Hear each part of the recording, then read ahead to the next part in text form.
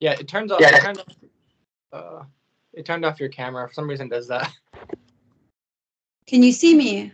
You have to toggle the camera thing again because it just Skype. Whenever you start the recording, sometimes it just does that for some reason. Okay, is that fine?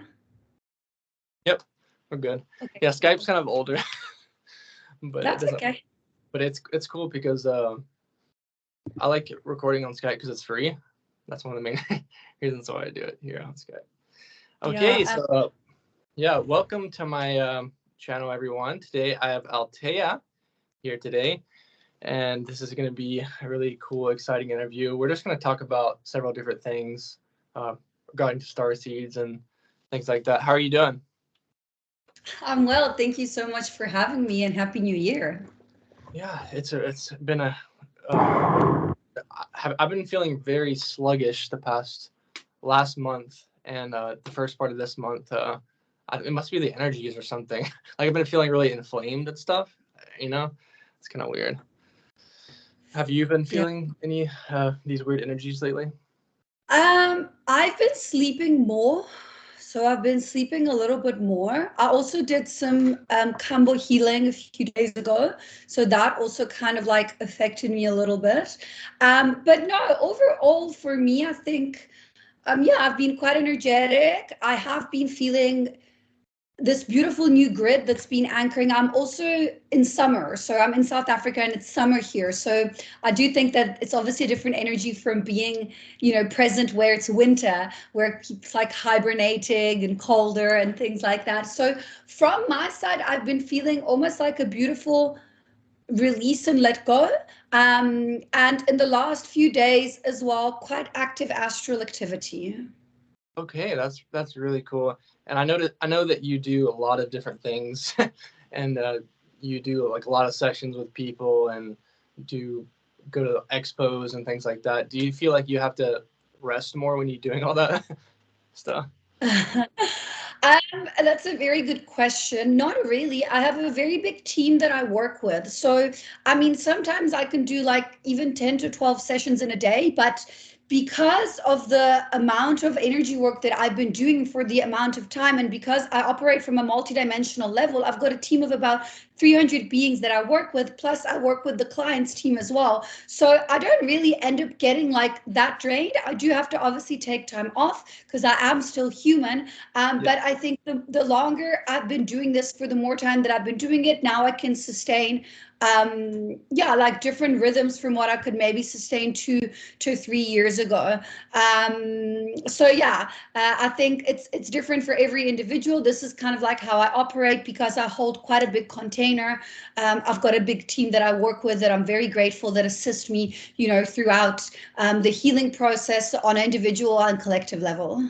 So you've been doing this for a while now, like 10 years or so, something like that. Is that about right? Yes and no. So I started with my Reiki about 10 years ago. I moved everything online with the pandemic, but I was already doing Reiki and energy healing before that. And I was doing like psychic and intuitive work. I started like when I was 12. Like doing like tarots and things like that. I was one of those kids who would see like shadows in the room and then not be able to sleep, sort of thing. So it's been a lifetime of beautiful learning. Let's put it that way. Mm-hmm. And so, did you like doing sessions in person more, or do you like doing them online better? It's different, I guess. I mean, it's interesting to see from an energetic perspective, clients online and in person. But I wouldn't say that I like more one or the other. I think that online there is a broader access for a collective potential. You can help and assist, thousands of people all at the same time. And I mean, the codes do work beyond the concept of space and time. So in the end, what I do always say is that it doesn't really make that much difference whether you see me in person or online because of the way that the codes tend to work. I think it's just a preference towards the client. And it's also beautiful. Like sometimes I work with people online for like 2 years and then I meet them in person. And that's really, really lovely, Mm-hmm. Yeah, and I think it's very cool doing things with clients, and I've always liked doing things online just because is easier for me just energetic wise because I don't have to like absorb as much of their energy. But I feel like with the type of stuff that you do, by the end of the session, everything usually feels pretty good anyways. Like even if the client's kind of feeling heavier at the beginning of the session, it probably feels better by the end of the session. So it probably doesn't matter as much with the type of like light language and stuff that you do, because you do like several different types of things, right? Not just light language. Is that true? Yeah. So I do channeling, and then what I do is I do Akashic clearing. I help people kind of like dismantle templates and programs. I just help people become the best possible version of themselves. So I work organically with each individual client. So I'll have someone who comes to me and says, I've just come out of an abusive relationship. Please, can you assist me to, I don't know, build up my self-confidence, heal my sacral, release cords from my solar plexus. So I kind of do what is needed. And I think in the years of practicing and doing this, it just, you kind of like start to see patterns as well on a collective level. So there'll be weeks where everyone is struggling with their throat and everyone is like either coughing or has throat blockages or things like that. So that's kind of like what you do that week, and whatnot. And then there'll be maybe like a few days where everyone is struggling with grounding, with being rooted. Everyone is feeling kind of like all over the place. So I try to be as flexible and versatile as possible while still maintaining a balanced structure within my boundaries. Mm-hmm. For sure. And I noticed that you dyed your hair red. And the reason I say that, because I always notice you're like on the explore page and I go on Instagram, I always see your post, even like when I wasn't following.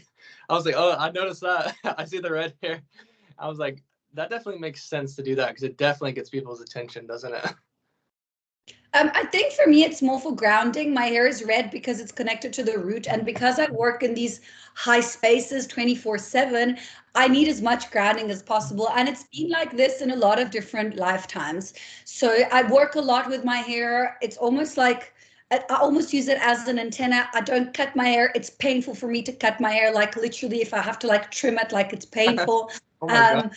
Yeah. Like it's just, I feel like, and sometimes it's okay to like trim and let go and release and whatnot. But generally, I do work a lot with my hair. Everything within my system and appearance to a certain level is divinely guided. And there is a kind of like a reason behind it. I don't believe that there are, to an extent, any coincidences. So I just try to really listen as much as possible and then operate from that space of unconditional love in whatever aspect, whether it's my appearance, my work, my friendships, Yeah, that's cool. I think that makes sense, how it kind of like suits your energy, your hair color. And I noticed some people that, my friend Kristen, I think her team told her to dye her hair blonde because she's had a lot of Pleiadian lifetimes and it just suited her energy, and also catches people's attention and things like that. So that's a cool thing too.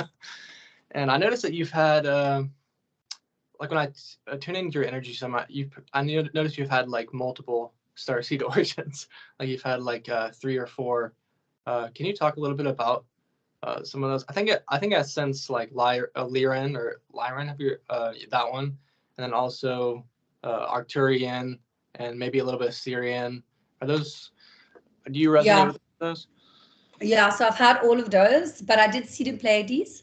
But I've had lifetimes on Vega and Lyra, and then I've had lifetimes in Sirius, and I work a lot with Arcturian technology. So I have a lot of Arcturian technology that comes in and comes through me in my light language. And then obviously this is more earth-based, but I've had many, many lifetimes in ancient Atlantis and Lemuria. And that's also a lot of the technology that I bring through within my healing. I have a 9th dimensional Pleiadian version of myself that I work with, and I've got a 12th dimensional mantis being version of myself that I work with as well. But yeah, I mean, I think we all have access to everything. So it's just a matter of tuning in. Obviously, some galactic imprints are more prominent than others within certain star seeds, but yeah, I think it's, a beautiful, infinite world of creation out there. So whatever being you want to connect with, I think, if that's, you feel a resonance, then great. I mean, I work with blue avian beings every now and then as well. So there's definitely a lot of mix out there for us to be able to access. So which ones do you think you work with the most, or do you resonate with the most? I work very closely with my Palladian and Mantis versions of myself. Yeah, Okay, that's man. the truth. Wow. Yeah. So do you think okay, so that's really cool. I've never really met many people with Mantis incarnations. It's funny, the last video that I posted on my YouTube channel was about Mantis beings. I had 2 different people on my channel that have been Mantis beings, and that was always really cool to like tune into that type of energy, because I'd never really done that before. And it was like really cool because when you think of Mantis beings, I don't know, there's a lot of negativity. A lot of people think that there's negative ones or they work with this or that, but there's also very positive ones. And when I tuned in their energy, it was like very a lot of stillness and things like that, and I really enjoyed it. Yeah. So I mean, on a personal level, I've never connected to a Mantis being that is of a low vibrational frequency. Their energy is very neutral. I find that's when you said like peace, calmness, stillness. They operate from unconditional love, but it's very neutral. So much so that the Mantis being version that I work with isn't like either masculine or feminine. Like I can't really give it a gender. Do you know what I mean? Like if I really, really have to, I would say maybe more masculine because of kind of like the non-emotional aspect sort of thing. But it's exactly what you say, kind of like that peaceness, stillness void, which is the best place to then be able to, whether it's retrieve information or send healing or send codes or, whatever it is. Mm-hmm. And I've heard you talk a lot of times about, consciousness and about time and things like that. And as we both know, a large portion of our consciousness is outside of our vessel. It's not, within our vessel. We only incarnate with a certain portion of our consciousness or being into our vessel. So is there anything you could say about that, about like manifesting or about time, with about our consciousness in general? Yeah, there's a lot I can say. I just need to choose what is more. Okay, so first of all, for me, I like to see it almost like as an infinite kind of like lake of source consciousness, and we are a drop from the lake. So we are our own individual beings, but at the same time, we are part of the one and all and the everything. To be able to anchor into your highest alignment and manifest the life that you want to co-create and that you deserve to be in, you need to make conscious decisions that operate from a space which is beyond space and time. Yeah. So from a space that is neutral, so which would be your 0 point neutrality, your stillness point, it's a lot of people call it in many different ways. So how do you get there? This is a very useful tool that I just like tend to tell people because it's the easiest way. So you just meditate and you get into a space where you are everything and nothing, and then from there, you kind of like become what it is that you want to attract, but you do it from a space that doesn't have any attachment, because once you go into attachment puts you in polarity, because it's a space of need, which puts you outside of 0 point neutrality. So it's obviously easier said than done, but you want to operate from that space 24/7. You want to be in a space where you are neutral. You're obviously feeling your emotions, your love, your happiness, and if there is like sadness, you want to clear it, you want to release it, but you're always going back to that neutral space within yourself. And once you are firm and anchored into that, you're able to see all the possible timelines and make the decision that is for your highest alignment. So you start operating from a baseline vibrational frequency, which is quite high, so again, it is very high vibration. Yeah, it's easier said than done, but I think this would be a good way for people to kind of see it and try to like start navigate and operate from. And to get there, you need to learn to control your emotions. So surrender, allow for what is needed to come up, observe, and then release. Don't get stuck in whatever it is, like the sadness, the anger, the regret, and just allow it to be and then move on. Yes. And of course, the more times that we reach stillness or 0 point, the less heaviness that we carry, because a lot of that heaviness comes up to the surface. And then also the more times we do it, it's going to be easier for us to stay in that frequency. So like, for example, and faster for you to be able to get to that frequency. So like if you say you've probably been to 0 point many times, like in meditation or things, so it's much easier for you to replicate that in just everyday life. Is that Yeah, correct? well, Yeah. yeah, I try to operate from that on, like, in my day to day. I try to operate from that. So this is also what I always say. Like, everyone is like, oh, but like you need to meditate. I'm like, no, guys, I don't do hours of meditation. Like, meditation is a tool like everything else. It's good to, I used to meditate for long. I don't really need to anymore now. Like 10 minutes in the morning, maybe 10 minutes in the evening, in between the day, if I feel like I need to kind of just regroup myself. But once you start operating from that space of neutrality and unconditional love, then the meditation is great, but you don't have to meditate 20 hours like the sadhus in India. Yeah, I'm totally the same way, and I think, obviously when you're first awakening, it's going to be more important for you to meditate for probably longer periods of time. But I'm all about, like, if you want to meditate, just meditate for like 10 minutes at a time or 20 minutes at a time. It seems better to me. But yeah, I used to meditate like an hour or 2 hours a day, and now I don't really meditate very often at all. It seems like more just kind of like everyday life. I'm kind of in the flow more often. It's probably because of the work that we're doing too. It keeps you more in the flow anyways. It's sort of like a meditation. And yeah. Oh yeah, I was going to ask you a question about, I know the Blue Avians, when I channel them, they talk a lot about detachment and detaching from this reality, and just all about like having a healthy detachment. I'm not talking about just complete escapism all the time. I'm not saying that's bad, but just having like a healthy level of attachment. Is there anything that you have to say about detachment and, like you said, about detaching from your expectations of this reality or what you think's going to happen, and being able to manifest from that space, like you were saying, of just kind of like detachment? Do you have anything to say about that?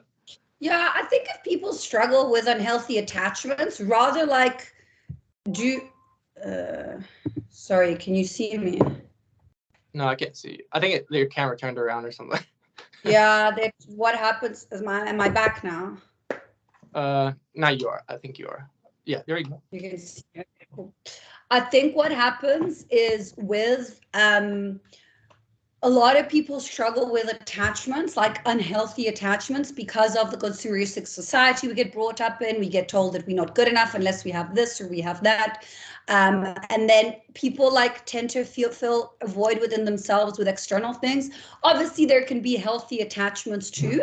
So like, I don't know, the bond between a mother and a child, that's a healthy attachment, unless the mother is like, not surviving or living without the child. But that kind of love would be a healthy attachment. My advice would be to work on releasing all and every expectation in every aspect, and then kind of like bring it back to having some from there, if it makes sense. So it's kind of like the boundaries. Overput the boundaries if you struggle with boundaries, and then take them down a bit. I think just because you need to dismantle the program first in order to be able to have the program, to live within the structure in a healthy way. So you deprogram to reprogram, if it makes sense. So I think a little bit of healthy attachment is inevitable. Like it's part of life. The problem is when you cannot function on a certain level if you don't have that attachment. So I'll give you an example. This is an example that I always give, because attachment comes down to ego. And ego can really be anything that causes you a blockage from living your life. So let's say someone doesn't want to go to the beach because they don't feel comfortable in wearing a bikini. That's your ego blocking you, and that's you needing to release an attachment or to release that program. So it really goes beyond what people conceptualize as kind of like an emotional attachment. It's quite like a broader spectrum, I think, that needs to be tackled from that aspect. I think it would be anything that's blocking you from living in your highest alignment. Like, that's the way I would probably see it. Mm-hmm. Yeah, I think it's really cool learning detachment, and I've had to teach that to several other people, to not be so focused on this physical world.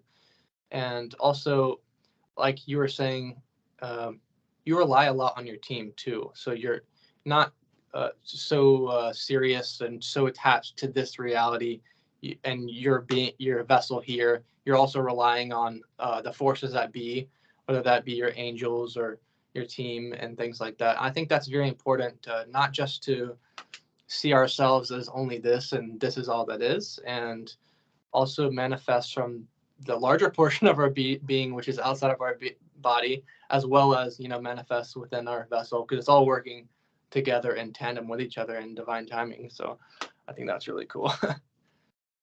Yeah, of course, exactly.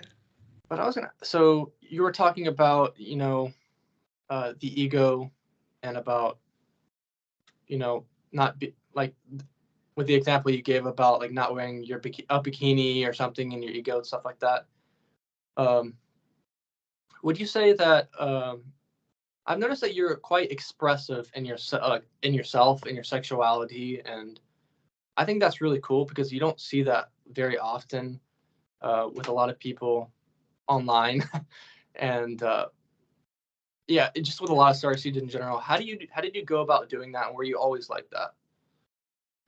Yeah, I think it's limiting to put someone in a box in any aspect. I don't really like labels, even when people are like, oh, you're a light worker, or you're Pleiadian, or you're.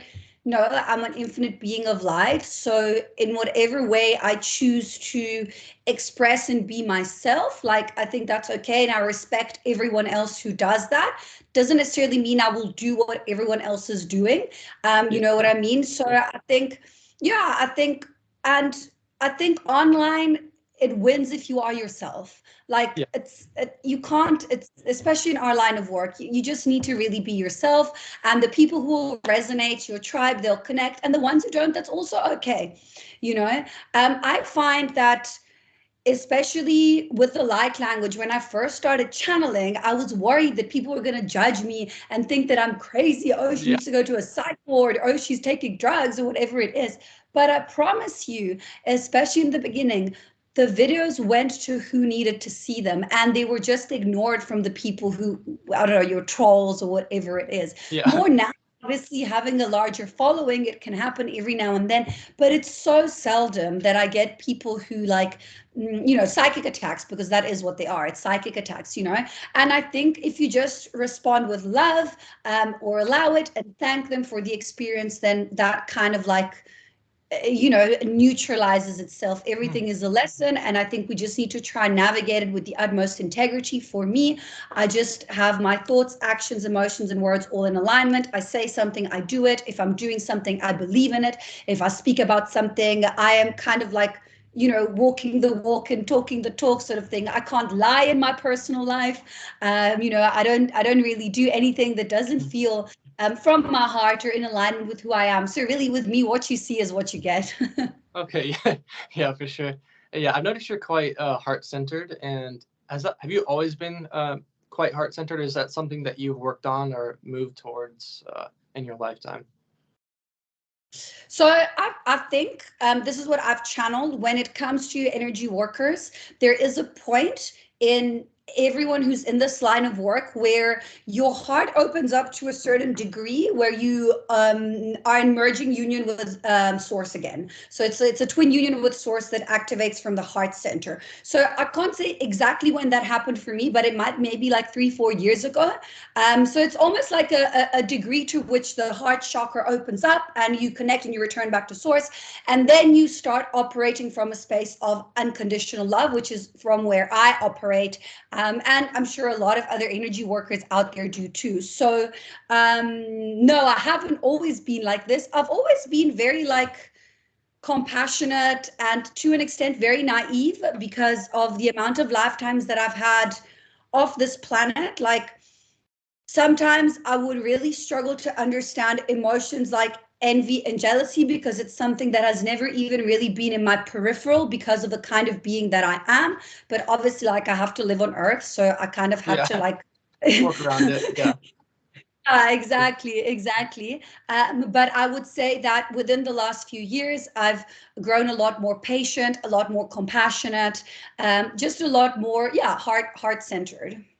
So what are some of the things that you learned about, you know, envy, jealousy, and what are some of the things that toughened you up in your lifetime? Did it have to do with relationships, or a part of your spiritual awakening? Yeah, so I had many. I've had many different Yeah. ones. Yeah. I feel like I've lived 1,000 lifetimes, just in this one. I had a very intense, I ended up in hospital when I was like, I think it was back in 2017. So that was a big wake up call. I wasn't really like taking that much care of my body and my physical vessel. So my body was like, like, no. And then a year or two after that, I was pregnant, and my partner at the time tried to kill me when I was 4 months pregnant. So that was like a really, really intense karmic Wow. relationship that happened. So I had to obviously, work with releasing that and healing that and navigating through that. Within a year, I had lost every type of control that I had. I was in debt, had no control over my finances, no control over my body. I didn't have a job because the pandemic had happened. I didn't have a house, so I had to go back and stay with my family. So I had a lot of very intense ego deaths in a very short space of time. And I think a year or two before that, I had a very intense ET encounter where I had beings physically come and try to like prod me and do work on me. And I had to kind of like go, I did the QHHT Dolores Cannon method. I went back in hypnotic regression in the quantum realm. And then I came from above and I said to them, you guys need to leave. So I kind of like saved myself, and that put me in a space of wow, so this is how powerful we can be. Okay, wonderful. If there's bad beings, there must be good ones. Why don't I Yeah. start connecting to the good ones? Sort of thing. So that's in a nutshell, but I've had a few, quite intense experiences that I had to navigate within this existence and lifetime.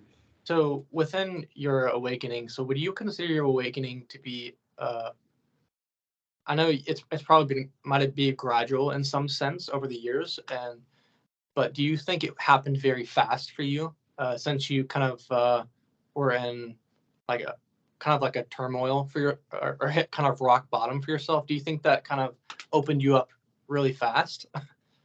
Yeah, mine was shock treatment. I would not have listened any other way. Like I'm an Aries, I would have Yeah, gone me straight too. through wherever, through the wall. I would not have listened. So now I listen. Now I listen very well. But it was, yeah, I would say that mine was it.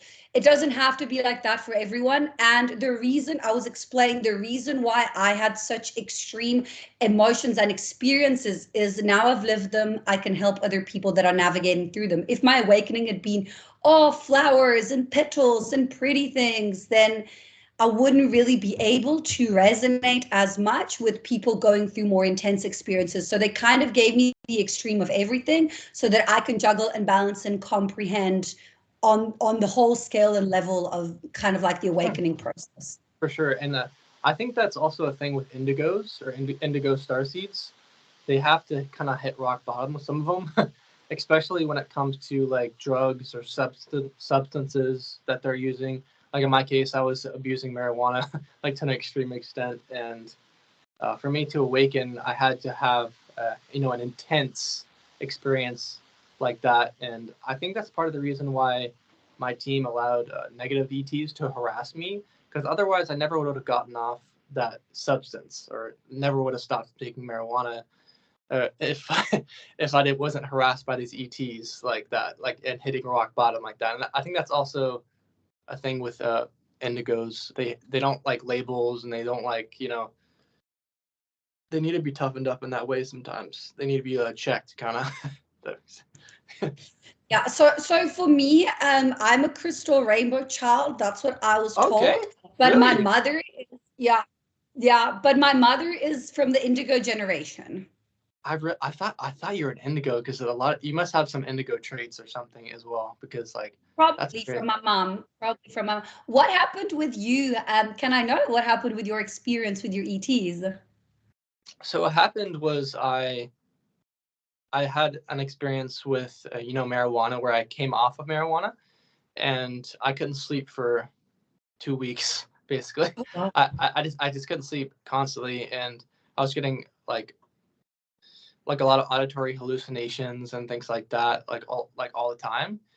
And I was going through like manic episodes, so kind of like that. But it was also part of my spiritual awakening as well. So at the beginning, I was discovering, awakening to opening my heart chakra, and it felt really good. I felt like home, if I felt lost, the whole first part of my life, and then when that happened, kind of opening me up to a lot of things. And then I went to the other part of the manic episode where I felt like I experienced a lot of negative things, and that's when I saw like a lot of negative ETs, negative reptilians, and I was just constantly getting auditory hallucinations and just hallucinations, and not, some of them weren't hallucinations as well.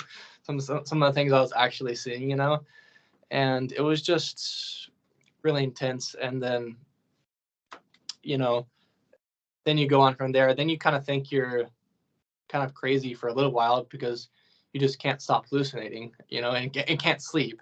Because if you're always hearing auditory hallucinations, how are you supposed to sleep? So that was like kind of hard to me. So yeah, and that's when my parents put me into a psychiatric unit for like 2 weeks, and I really hated it there.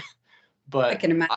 I don't think that part was part of my awakening to go in there, from what I get from my team. But I do sense that, you know, these negative reptilians and things, they were part of my awakening in terms of, like, it felt like my team was allowing them to harass me so that I would never ever touch marijuana again, because it was very, very bad for me. You know, marijuana is okay for some people I know, but for me it was very bad.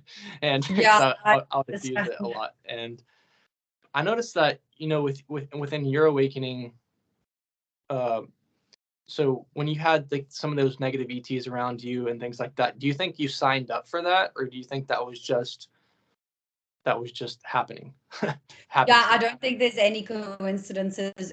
They were meant to come through. They thought it was quite interesting because they thought they were randomly coming to, like, you know, do stuff on this human being. And then when they saw me coming back in the quantum realm to say to them, you need to leave, you're not allowed to be here, they turned around and looked up at me as I was being sent back into the experience through the QHHT Dolores Cannon method. And they were like, they looked at each other and they were like, she's not supposed to know how to navigate this. How is she there and sleeping in the bed at the same time? They were like, no. We need to get out of here. This is not what we signed up for.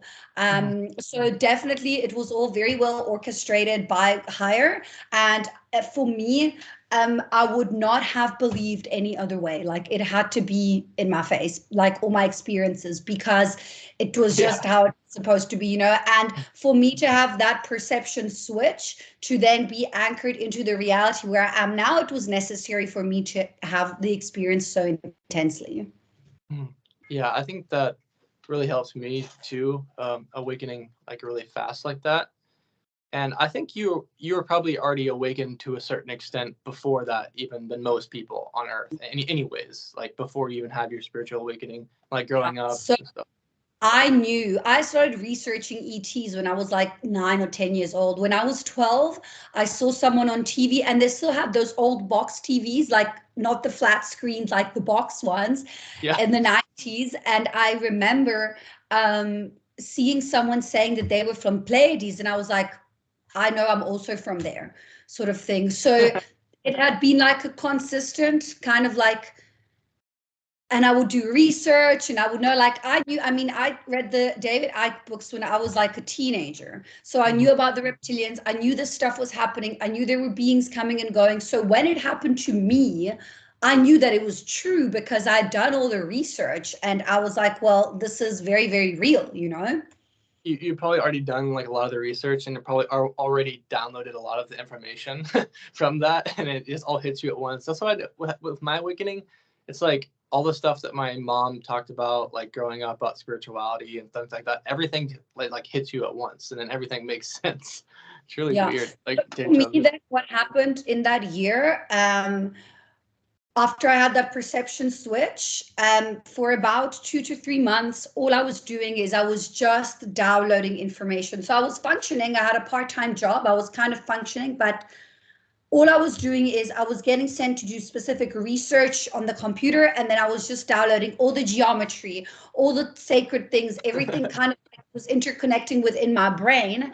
And I mean, I was very grateful that I had a friend at the time. This is back in 2018. Now, I had a friend at the time who had gone through the same thing a year or two before, and she said, no, babe, like this is normal, like it's okay, just ground, hydrate, drink lots of water, make sure that you're exercising and taking care. But if I wouldn't have had her, I would have thought I was losing it or going Yeah. mad, because I was living alone also at the time. So I just thought, so this is why now for me, like I really try to help people who are navigating and going through these spaces, because it can be very lonely, Yes, now there's community online. Like at the time, I think when my channel first opened, when I first started posting videos back in 2018 on light language, I mean, there were maybe like 10 channelers online. Now there's like thousands. Yeah, So that's it's cool. obviously grown exponentially. Mhm. I noticed that within my awakening, I felt like I was skipping in time or going forward in time.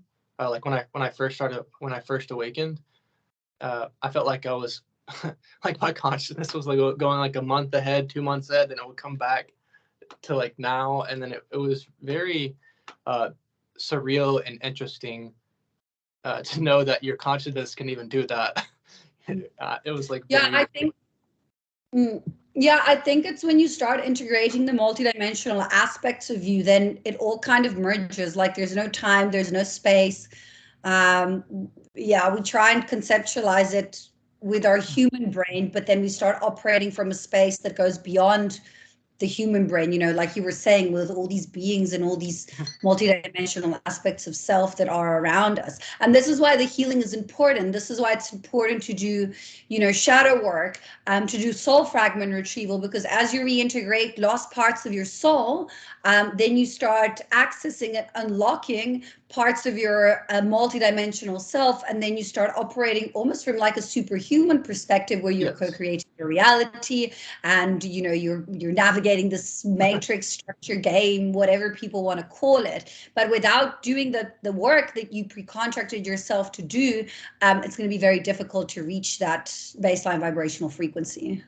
For sure. I noticed that you said you've been many different starseed origins, and you've also been on Earth for a while and for quite some time, and some of the ancient times as well.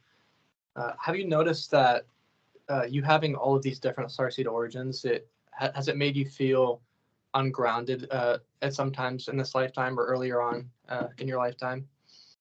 Yeah, I would say that kind of like one of the main things in my life is focus on the grounding. Yeah. So just ground as much as possible. It's quite interesting. A few years ago, I was told by my team that because of the level of frequency that I was channeling, I had to actually put on physical muscle in the top part of my body, because they said you need to be stronger. Your physical needs to become stronger if you want to withstand the channel and the information that we're sending through to you on a collective level.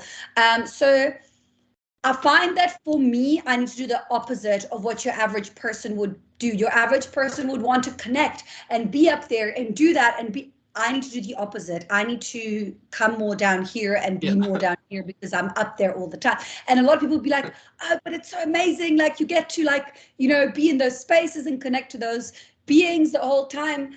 Yes, but also at the same time, like I'm human, and Yeah. that I think is a problem, with a lot of the people out there who are kind of like navigating and teaching this work. It's almost like there's bypassing the heart consciousness. A Yeah. lot They're of people, always up here yeah, all the time. exactly. But there needs to be kind of like unity and flow within all the system, and you cannot rise if you're not balanced. The higher you go, the more grounded you need to be. You can only reach a certain level if you're not healthy, if you're not physically taking care of yourself. The spiritual, mental, physical, and emotional all need to rise together. Mhm. Yeah, I've noticed a lot, especially a lot of people that have like only Arcturian lifetimes or something. Uh, they'll always be up here like all the time. I'm like trying to tell them you gotta come down to the heart zone and and to the other chakras, and I've noticed that when channelers do that, when they channel more from up here all the time, eventually their energy starts to kind of go stagnant, or they stagnate a little bit more because they're not able to you know, uh, come down into the heart chakra. And not everyone is meant to. I'm not saying that, but I noticed that, like, it's important to connect down with the heart, not just for, channeling and for doing the spiritual work that we do, but also just everyday life. Like coming down into our heart and lower chakras, even just being connected with your sexuality, being not confused sexually, or even just being just more grounded in general within your body, so that you can just function in everyday life. I noticed that within my life, having a lot of these avian lifetimes, they're flying around all the time, all the time, and that's what it's felt like my whole life, is me being outside of my body a lot of the time. In the same way that it is with you, I have to focus on grounding like all the time. Like I have to go to do yoga, lifting weights, playing soccer, anything to try to get grounded. And even when I do all of that, I'm still less grounded than a lot of people, especially I feel that people that have connected with the Pleiades or have connection with the Pleiades, they're able to ground better than other star seeds, if that makes sense. Yeah, I think Pleiadian healing is mainly from the heart center. So I think once you're back in the heart, everything else sort of like levels itself out. I think people who struggle to channel from the heart and channel from higher will struggle to ground as well. Mm-hmm. For sure. And I've always been quite curious about, where do blue avians, lie on that spectrum? Like, are they more up here? Are they more down here? And it was almost kind of like, I felt like when I would feel their energy, it feels like very like present in the moment, and just being in the moment, and just experiencing the moment. That's what I've noticed. Like I noticed, like with time, I'm not very good with time, like with months of the year or things like that, or anything with like planning things ahead. I've not been the best at. I've always just kind of taken things in the moment. If that makes any sense. Have you experienced something like that before? Yeah, so I've had quite a few different encounters with blue avians.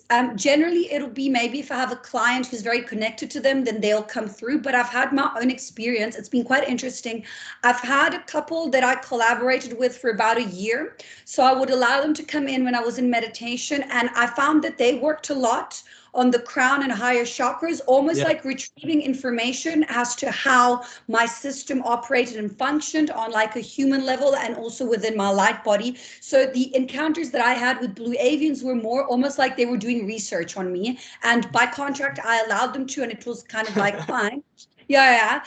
So that went on for about, I would say a year to a year and a half. And then they left. And then I had other blue avians come in that wanted help, but these ones I was like, no. It's not that they were doing anything bad, but they were waking me up at night. Yes. They were like, need you to now wake up, and I was like, no, guys, this is not okay. Like, go do your research somewhere else. Like, I need my sleep because I need to work tomorrow. So, but it was different ones. So that's kind of like the encounters that I've had. But I do find that because of also like the blue energy that they carry as well, they do tend to work a lot with the throat, and obviously with the birds, and I work a lot with birds as well. So I think like every species, there is individual subjects that anchor in different things. Like there's good and bad reptilians, good and bad greys, and whatnot. And I think, like everyone can have a different experience. It would be difficult for me to compartmentalize because I haven't had that much experience with them, if it makes sense. Yeah, for sure. Yeah, I'm the same way about a lot of ETs. I'm like, I know enough about them, but I'm not gonna go in super in depth about things. I'm more interested about the traits that people carry on to Earth, because that's more, useful, more helpful, and whatever other knowledge about ETs, we're gonna probably know all of that when we pass away in the other plane anyways. So it's not super important. I noticed that when the blue avians, it's funny that you said about them connecting up here a lot. Whenever they come in, I always feel them come in my third eye a lot for some reason. And last night they came in, and of course they kept me awake, like you were saying. They always that's always been a thing in my life. I've never been good at sleeping. I've always slept like maybe a few hours a night, and that's definitely, I think, one of the traits of some people that have these starseed origins. And yeah, they were like working on me big time last night for some reason. Maybe it was because of this interview that we were going to have. Yeah. Because like for the last month and like 9 days, they weren't doing as much, and then the night before they come in like super strong and like were working on me and like, you know, heart chakra and everything. I was like, oh god, I'm not gonna be able to sleep. And it's cool. I looked up about like just even the birds here on Earth, they sleep in like intervals, and like they don't sleep for very long at a time. Like they're waking up, so that might be have something to do with it, you know. Yeah, it would make sense, of course. I've noticed that when I've incarnated as many different types of avians, not just the blue avians, but the red avians. But you know, blue avians, like when they're more ascended, I feel like the more ascended ones in like the 9th dimension, 12th dimension, higher dimensions, most of them appear as in this bluer color, just like a lot of the ETs, like the Arcturians and different things like that. But with my star seed origins, I felt like I incarnated more of these like 4th and 5th dimensional ones that were more primal. So they were just like doing things on their more physical beings, if that makes any sense. Kind of like we are, but different. And when I first saw them, they were like 5 feet tall, but they were just like huge birds, but they like extending a little bit more upright. And yeah, it was really interesting, you know, connecting with that and awakening to that, because I was like, this is kind of weird that like seeing this in having this out of body experience where they took me to. I was like, this is like really weird that I've been one of these type of starseed origins. And yeah, and I've learned a lot about them over time. And like I said, there's many different types. There's like blue ones, red ones, and then like all other types in between. And the type of way that they would communicate, I felt like, was like through telepathy or through like hieroglyphic style stuff, like images. If that makes any sense. And Yeah. and they're like very intelligent. But that's really really cool. I've seen like almost like white, transparent, translucent blue avians as well, almost like anchored into the angelic realms. Mm-hmm. For sure. Yeah, I was just thinking about that last time. I heard someone saying that they were very ascended to the point where they're like similar in the angelic realm or the angelic frequency. That's like pretty cool. Really awesome. Okay, so where should we go next? I'm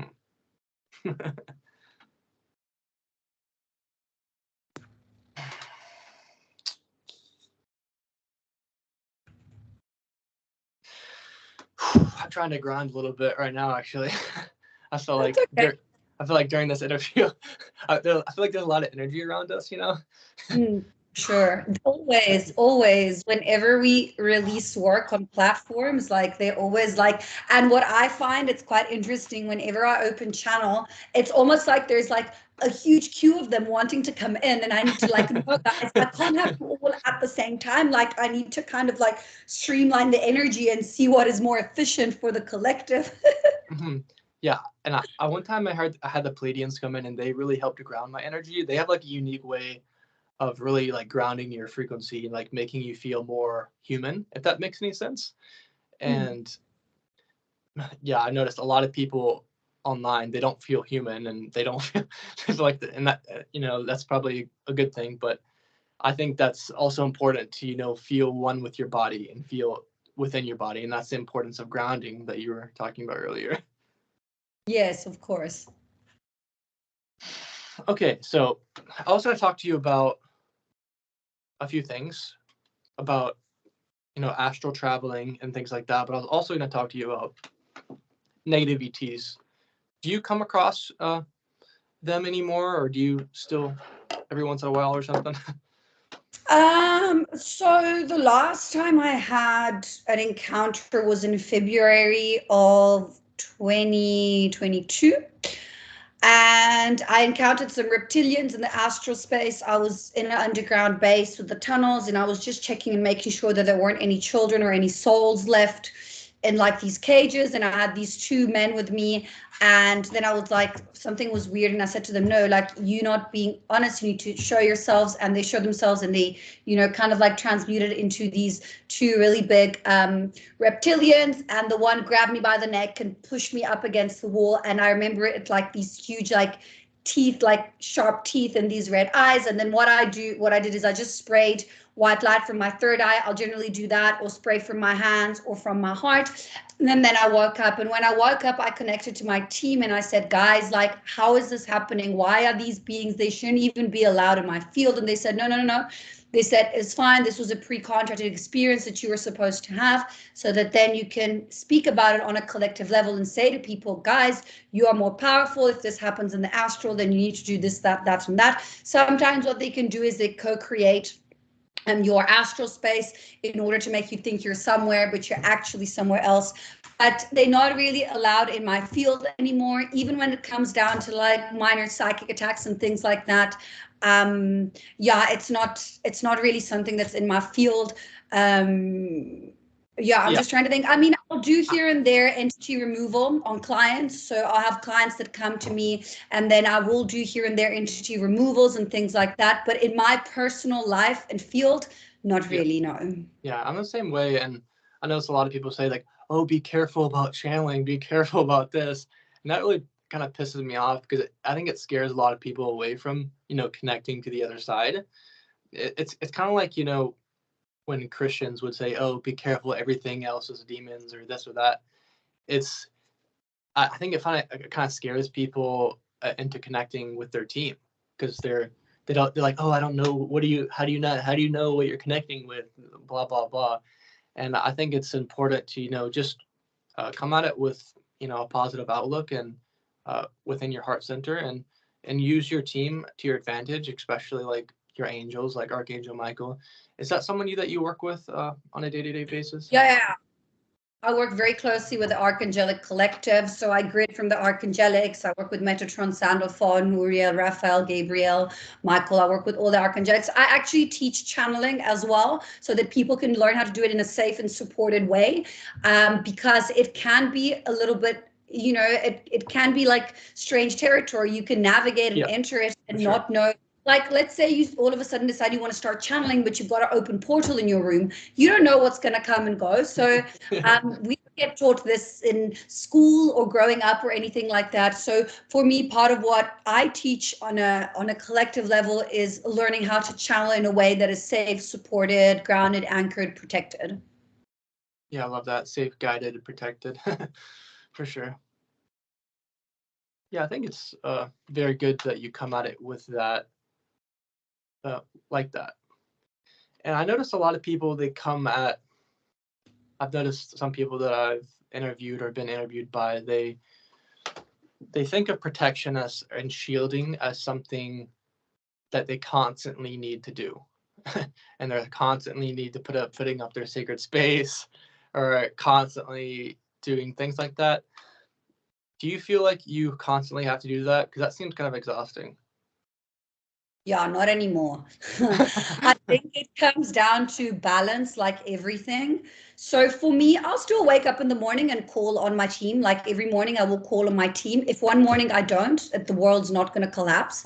I've got a very big team that I walk with and goes with wherever I go, but because I've been consistently calling them in for years. So with consistency, you get spiritual strength. If you are consistently healing, doing work on yourself, working with your guides and things like that, but you never calling shielding out of fear. You are always calling it out of love. Yes. If you're calling it out of fear because you're scared, then it's counterproductive and it's not going to work. So for me, what I'll do is if I go into a new place, I'll just clear the space, make sure there's no portals, make sure there's gridding around, and then I can sleep there or stay there for a few days and whatnot. I do tend to call my team on a daily basis. But again, I don't have attachment to it. If one morning I wake up, I'm in a hurry and I'm not able to, like, maybe I'll like mentally call them quick or whatnot, or I just go about my day. It's not a train smash. So everything with balance, nothing with attachment. And again, it's about you and your own connection with your spirituality, with your guides, with your beings. You know, every individual is different. Maybe for some people it works to wake up and dance for 10 minutes so they move energy around their body, and that can be their sacred grounding and anchoring, you know, in space. But what I have noticed is, yeah, with things like shielding and calling in their guides, it doesn't have to be consistently done. With consistency, you build spiritual strength. And the reason I say that is because when you wake up in the morning and one morning you say, oh, I don't want to call my guides, but you still do, you're breaking through that barrier, which is a blockage, and you're building. So it's like everything, you know, the more you play tennis, the better you get at it. The more you cut people's hair, the better you get at it. It's the same with spirituality, but it's about the individual and their connection to, you know, the guides or the ascended masters or whoever it is they want to work with. For sure. And I was thinking about, you know, when people say that they're a bright light, so it attracts a lot of negative energies around them or something like that. In my experience, when people raise in frequency or their light gets brighter, it's almost like these negative frequencies, they're not attracted to that, or they can't even see it. Like, can't even see you. And when you raise in frequency, like they're not even on the same kind of dimensional level. Have you noticed? Yeah, it's almost like they're not allowed in the field. I do find that sometimes per karmic contract it can happen, but on a general basis. So what I've learned is that they can't interact, but they still observe. So when you're operating at certain levels, like me, you channeling, doing light language and things like that, you're anchored in that frequency. They can't interact, but they can still observe. So let's say, for example, it's almost like the higher you rise, the more you fall. So let's say, for example, you released your attachment to weed, you're not smoking weed anymore, and you haven't smoked in many years. And one day you have like a traumatic event and you decide to relapse and smoke like, I don't know, 20 joints in like, I don't know, a day or something like that. Did that happen? Did you do it? Yeah, I think a year after my first awakening, and then I went through a whole nother yeah, exactly. So then and then you fall so low that then these beings can come, and now because you've been so high, they want to like suck your energy and things like that. So I'm not talking about like a small thing. So like, for example, I don't know, you get triggered and you raise your voice, you know what I mean, or something like that. I'm talking about a big kind of like, I don't want to say step out of alignment, because everything is always in divine alignment, you know, and there's no wrongs in life. I think everything is a lesson. So if you do something and then it doesn't go the way you kind of like expect it to go, even though you shouldn't have expectations, but you know, let's say you have them, then you don't do it again, you know, so it isn't really a mistake. I like to see life as there's no wrongs, but that's kind of like what I've learned. They're not allowed in your field, but they are still there and aware of, you know, what is it you're doing. I mean, there is still the polarity, but they're not allowed in your field. Yeah, they can't really interact with you in any way. Yeah, for sure. And I think, like you were saying, everything happens for a reason, and I do agree with that. And I also think that some things might not have necessarily been on your path. Like maybe that's that psychiatric experience that I had in the ward, and doing that, it might not have been, you know, what was like supposed to happen, but it doesn't mean that you can't learn from that. You know, some of these traumatic experiences that happen anyways, you can learn from a lot of them. And I noticed that so you were saying that, I noticed with a lot of the avian lifetimes that I've had, that I feel like that's one of the reasons why I have like ADHD and I can't like stop moving a lot of the time. And I feel like I'm taking an extra light frequency. I've always felt like that than the normal person. And so, and with that being said, you with astral traveling, I've like in my experience, I've noticed that I don't do a whole lot of things. I don't attempt to astral travel, if that makes any sense, very often. And is that something that you do on a regular basis, or is that something that just happens when you go to sleep? Oh, I do a lot of work in the astral space. Sometimes I'm just like, guys, can you give me a break? Yeah, and I'll have cycles. So I'll have weeks where I'll get like 35 people contact me and be like, oh, you were healing me in my sleep. Oh, you were sending me codes. Oh, you would. And I'm like, yeah, I was active. I'm not aware of all of it, but I do operate on a multidimensional level. a lot of the time in the astral space. I don't necessarily wake up tired. I've got phases where I clear a lot of apocalyptic timelines. So timelines that could happen, but then they're not happening because I'm there clearing them. And generally that's work that I do with other energy workers. So sometimes I'll be in the astral and there'll be like maybe 7 or 8 other energy workers that I don't necessarily know, but their souls are there and we're all working together. So I do quite a lot of astral work. Yeah, I would say that I do I don't always necessarily remember it. I'm very conscious. I mean, I started lucid dreaming when I was very young. So I've always been very aware of what's going on in my astral space, of how to like leave if I want to leave.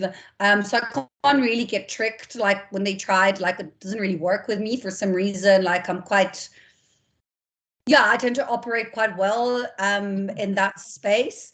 But yeah, then what I find, especially for a lot of people as well, is when you're clearing a lot in the physical and in the 3D, your astral quietens down. And then when this is kind of like aligned and well grounded and balanced, then you'll start clearing more in the astral. It's very seldom that you're operating at full capacity on both levels. And do you find that when you are doing a lot of sessions and you need like extra rest, does your soul kind of, when you go to sleep, does it kind of hang out somewhere else a lot of the time and take like rest? So with me, it's very interesting because yeah, I don't operate like your normal person would operate. So I'll have maybe let's say I've got 10 clients in a day. After 5 clients, I'll have a half an hour free in between. I'll literally lie down and then I'll say, okay, I'm going to go in, close my eyes. I go in for like sometimes 1 minute, sometimes 10, sometimes 6. I get a full system reset and reboot from whoever, and then I come back and I'm fully fresh and ready to go for another 5 clients. So that's kind of like generally what I'll do if I need a reset throughout the day, if I'm operating on a level that there's a lot of clients. I don't really get physically tired, if it makes sense. Like sometimes, I mean, I'm a woman, so based on my moon cycle, I'll kind of like work a little bit less the days that I'm on my moon cycle and the days just before. But it's not something that I calculate. Like it's quite interesting when I'm getting my moon cycle, like half of my day will clear up because the clients will be like, oh, like I can't do this. Oh, I'm traveling. Let's reschedule and whatnot. So I find that I'm very divinely taken care of regardless. Yeah, for sure. I think that's like really cool, and that your team really takes care of you like that and supports you like that. That's very, very, very cool that you don't get drained as much as a lot of people I notice on this path. And I was going to ask you the last question I'm going to ask you before we kind of go into the light language thing and touch on that, because I don't want to keep you on forever. That's okay. Because it can be draining to, especially when you get over an hour and stuff. But I wasn't going to ask you about, like violet life colors and blue, and then there's like indigo, and then like you said, crystal and rainbow. And so I was asked, I don't know, I'm going to try to formulate my question, but I think with me, for example, I think I get along better with people that are indigos or that have some crystal or rainbow or things like that. Also, especially within like relationships, like if I'm going to be in a relationship with someone, it makes more sense for me to be with like an indigo or something that's like a crystal or something like that, because it's just more suited to my energy. Have you noticed that within your own life?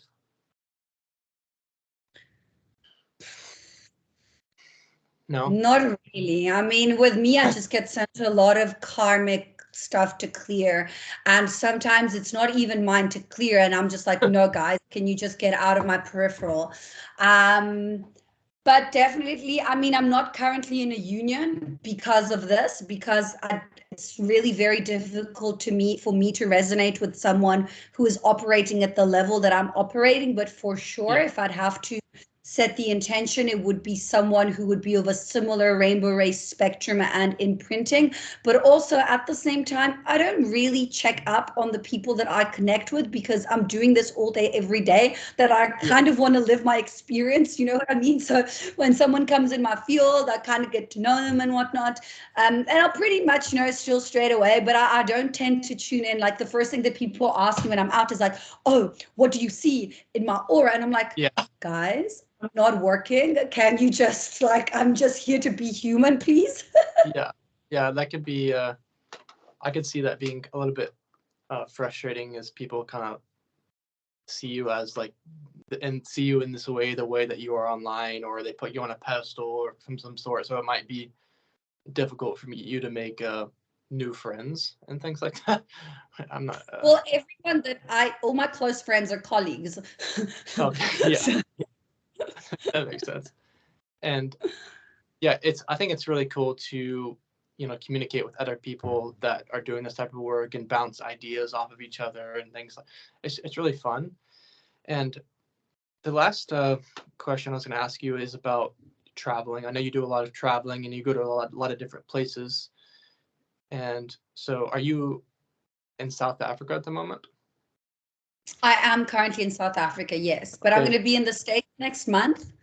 So I'll be doing in-person work in Los Angeles I'll be there from the 6th to the 19th of February. I'm going to be speaking at the Conscious Life Expo at the LAX Hilton. And then I'm going to also be holding a workshop at the Mystic Manor, which is this beautiful, beautiful mansion on Venice Beach, on the 17th, which is the Saturday after so I'm doing the first Saturday, which is the 11, I think, or the 10 at the Conscious Life Expo, and then the Saturday after that. And in between, I'm taking in person. I'll be doing some grid work in LA. I don't know where that's going to be yet, but I'm going to be working on a planetary level as well. And then I'm flying to New York, and I'm holding a workshop on the 24/02/2024. So it'll be quite a powerful gate portal opening. I'll be working with dragon energy this whole kind of like trip in the States. They've said that there's going to be a lot of dragon energy that I'll be working with. And then I'm running my first ever retreat in person in Costa Rica. Yeah, in November of this year. I was going to say 2024, but now we are in 2024. So yeah, in November of this year. Yeah. For sure. And so with you, I noticed that with myself, I'm very sensitive and very empathic. And I noticed that people like with my starseed origin, like blue avian starseed origins, they take in the energy around them and they transmute the energy. And that's just like, I think it's just a part of how their energy works. But I've noticed that when I'm in lower vibrational locations, I don't do as well as other people. So like, for example, when I grew up in Alabama, I didn't do as well. And when I moved to the West Coast, I felt a lot better. So is that something that you notice within yourself, that when you go to certain locations that you feel better or something like that? Yeah, I think that's just a resonance with the grid. I think it was just probably a grid that you resonated more in one place compared to the other. Yes, I do notice the difference when I anchor, like I'm in a grid here, and then as soon as you drive, like I think it's about an hour outside of the city, you access and enter another grid with a completely different vibrational frequency. Yeah. I wouldn't say per se that one is better than the other, but I mean, I can say that maybe for some you can resonate better than others. Yes. So like when I enter Europe, it tends to be a little bit more of a denser grid, but it doesn't really affect my grid per se, my frequency that much. I think because I'm used to traveling, and I think the more you travel, the more you adapt, the easier it is. But yeah, I guess I'll see when I access the States, and I'll see when I land what kind of grid it is that side. Cool. You've been to the States before, though. Is that correct? Yes, but when I was 21, I lived in New York for a bit, and then when I was like 10 or something with my family. So it's been over 10 years since I've been in the States. Cool. And yeah, that's where I'm being guided to on the West Coast, that San Francisco area and some places in Oregon. And I've been to LA before, but I've never been to those places where they're guiding me to. And yeah, it's very cool that you say about, in certain places, like you even go from neighborhood to neighborhood, you can sense the frequency from like, and even in your city, like you'll sense like, oh, just a few blocks that way, the energy feels better because there's more like fairy energy, or like there's a fairy den or something like that. And then you go like a couple blocks that way, it doesn't feel as good. That's one thing that I've Definitely, for sure. Yeah, for sure. Okay, I think this would be a good time to segue into some channeling or some light language, and we'll see what energy comes in first. It might be a collection of these. Yeah, for sure. We can see. So I think, yeah, for everyone who's watching, you can start by closing your eyes and anchoring into the body as you find your comfortable breathing rhythm. With every inhale, you breathe in light. And with every exhale, you release all that doesn't serve you anymore. And as we call on the Archangelic Collective, Michael to the south, Uriel to the north, Raphael to the east, Gabriel to the west, we call on Archangel Metatron with his blue cloak of protection from above, and Sandalphon to seal the grid from below. As we call on our higher selves, our spirit guides, anyone else who wishes to be present, for the greatest and highest good, you're welcome in the space.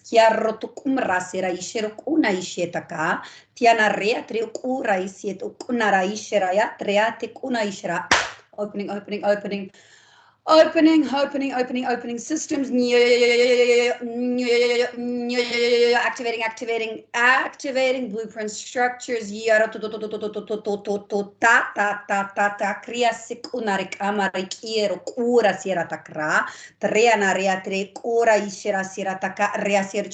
Tuning. Expanding,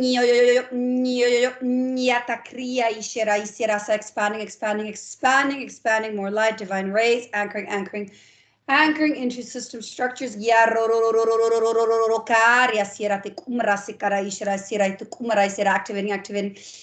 Activating, expanding heart center. Releasing, letting go, decoding,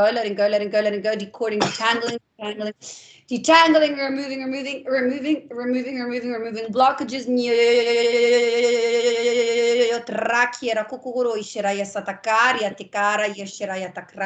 Tranere akiero kuk anasia siet katara ishet kara triakiet kuk anaisiet kara triatra nre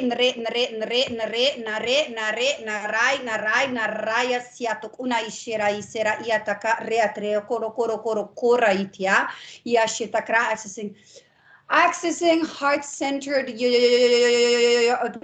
opening to more light, more trust, more love, more patience, more compassion of the self. I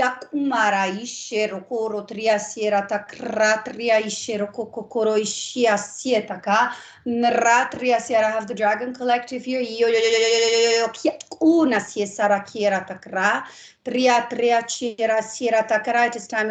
It is time to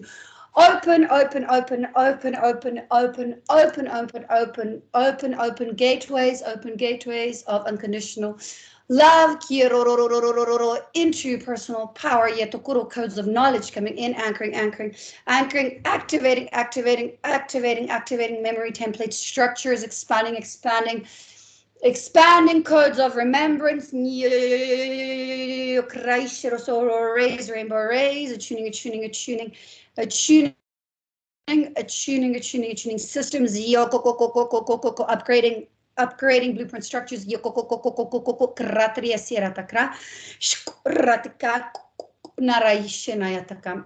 Rakie kuk ara isera takra triatic oro ishera ya siesa sa leaving behind any doubt. Yetuk oro ishishishishia se letting go of self-doubt. Kierukuk uno isera tikam ruk era ishera sera tukor anchoring into the power of the ancestral lineage coming in, anchoring more light, divine rays. Yoyop na re atukum rasi atekara ishietaka. Shuk ratukum rasi rataka. De nara yasie kara ishiroko. Na nara ishirayataka. Shuk oro ishira yatakara. Kiek oro ishira tuk oro ishira takara. Shoo, shoo, shoo, shoo, shoo. Okay. Then ground back into the body. How are you feeling? That's a lot of energy. That was a lot. Is it usually that long? Sometimes it's even longer. This wasn't even that long. This was like a few minutes. Oh, that's so cool. Yeah, I've never done light language before, but that's very, very, very cool. How does it work for you when you channel? Well, I don't do trans channeling, where but I just like tap off to the side, and I just see.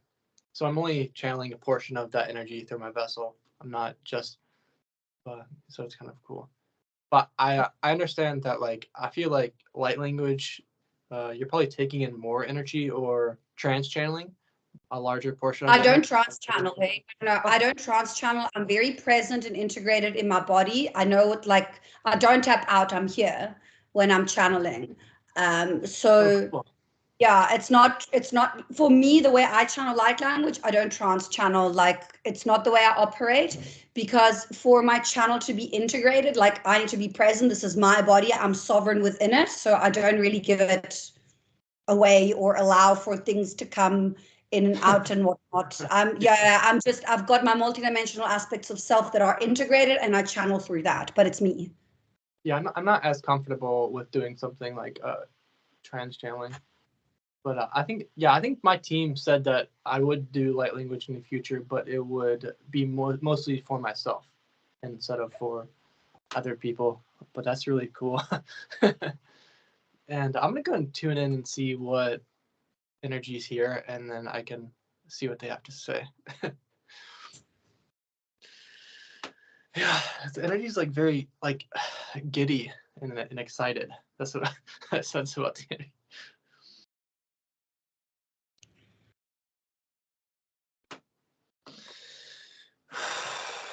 I do sense some avians here.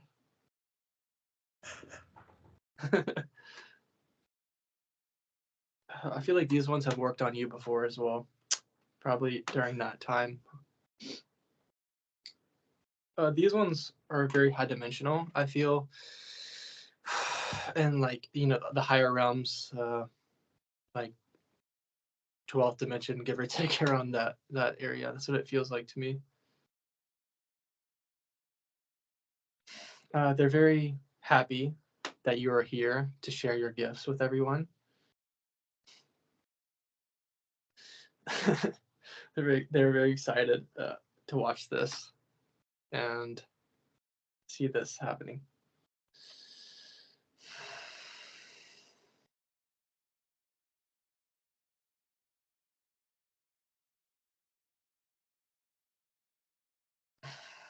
So they're very saying it's very important for us to come on live doing things like this, because they're saying other people see this, and this makes other people want to step forward and express themselves in however way they want to.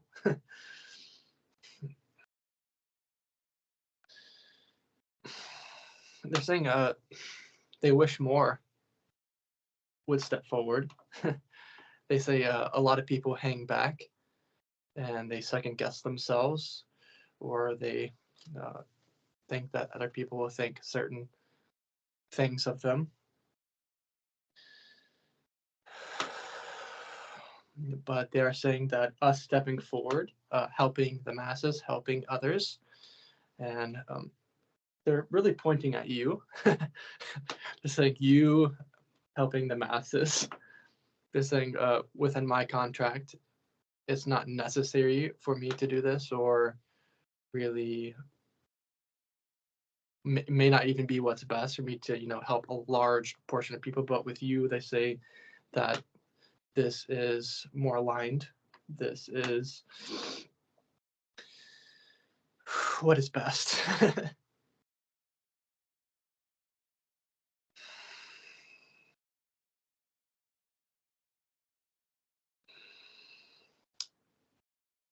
they're going on to say everything happens in divine timing. So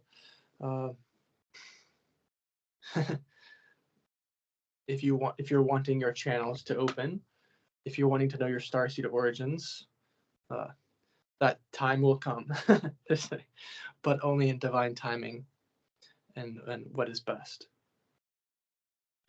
They're saying if you wish to pursue something like this, something like light language or channeling, we can help you do so.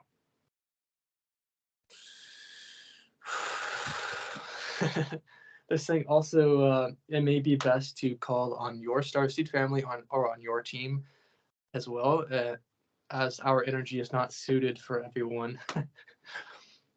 They're saying our energy can be quite intense. Like you said, they can keep you awake at times, and their energy is very different than the human vessel, and it may be too intense. Yeah, it's kind of hard to channel them right now. It feels like they're twitching and like stinging my eyes, and like that's what I noticed when the blue avians come in. It's like a shock, like the energy is like shocks you kind of sometimes. Yeah, it's kind of weird. Oh, that's amazing. Wow, thank you for sharing that. Beautiful message. Yeah, I thought this was really cool live. I really enjoyed this. So everyone, do you have any other message that may come through, or do you think it's time to wrap it up? No, I think if you're going to leave my links, then people can just connect and check my workout. And if they are in the States, I would love to connect and meet in person, if that's what some people prefer. If not, I do have all my online sessions and everything is up available on my website. My Instagram is LIGHTCODES by ALA. And then, I've got my YouTube channel, which is Altea Lucrezia, which is my name, where I'll put this on there as well. And my website is altealucrezia.com. So I think that's about everything. And thank you so much for having me. Awesome. Yeah, this is super cool. And yes, we will leave all the links in the description, and make sure to go see her at the Conscious Life Expo. That's going to be super cool. And I won't be able to make it, but I've been to, I think, Alien Con before. I don't know if you've heard of that. I don't know if they even have it anymore. But I'm not sure. I know the Conscious Life is the biggest in the world. So it's quite huge. It's like 15 to 20,000 people. Yeah. Oh my gosh. Wow. Yeah, I saw the list of the people that were there, and it was like so many people, and you could definitely see you on there. You definitely stood out. I was like, oh, the red hair. But yeah, this would be really cool. And yeah, you can check out my Instagram. It's just Paul Milgist. My YouTube's Paul Milgist. Everything's Paul Milgist, and I'm going to be posting some different content on there, on Instagram, of this interview. That'll be cool. So make sure to go follow us on there, and that's everything. So yeah. So thanks for coming on. I really appreciate it. Thank you for having me. All right. Well, bye everyone. You have a great day. I'm just gonna go ahead and stop the recording now.